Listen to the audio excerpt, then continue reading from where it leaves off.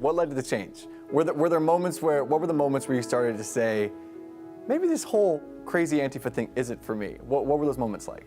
You know, it really goes into high school. And I remember in high school, I started reading, I was failing my econ class. So I started reading my econ Some people book. watching might not find that as a surprise after hearing what group you were in. Yeah, so I actually started reading my econ book. So I learned a lot of different things. And I remember I got to be in the class, so that was pretty cool. But I took those ideas home and I took them to a lot of my friends.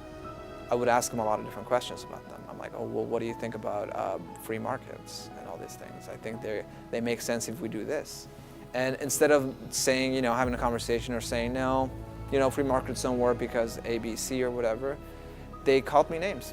First time as an anarchist I'd ever been called a capitalist pig. All because you were raising questions. Literally just raising questions. I wasn't even advocating it. Yeah. I was literally challenging just beliefs, because I think it's very important for us to challenge our beliefs to make sure that we actually have a strong argument. And they weren't about that.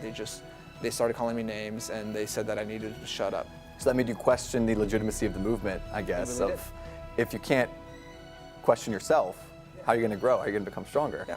Because the only types of criticisms that the left really takes, at least Antifa and all these organizations, is criticisms from the left. Or if they are very much leftist, or I remember one specific one, we would talk about personal property versus private property. In my mind today, I think they're the same thing.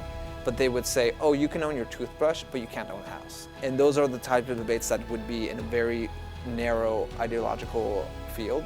But if they said, well, what if you can own a house, or what if the free markets are good, then you're a fascist. Yeah. So you started to have these questions, moments of doubt.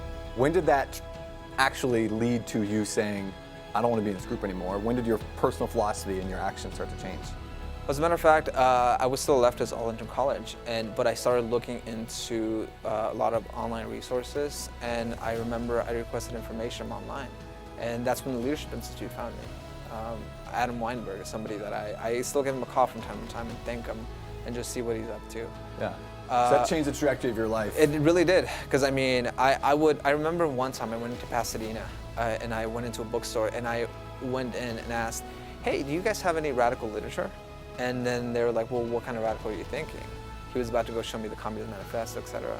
And I said, the Federalist Papers. That was my mindset back then. That was radical for you? Yeah, for me, radical. And the founding of our nation was radical, and the ideas behind that.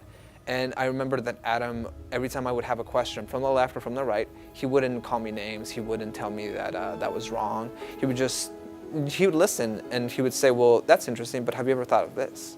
Or have you ever thought of that? And he gave me the Law, which I think is a great book. Yeah.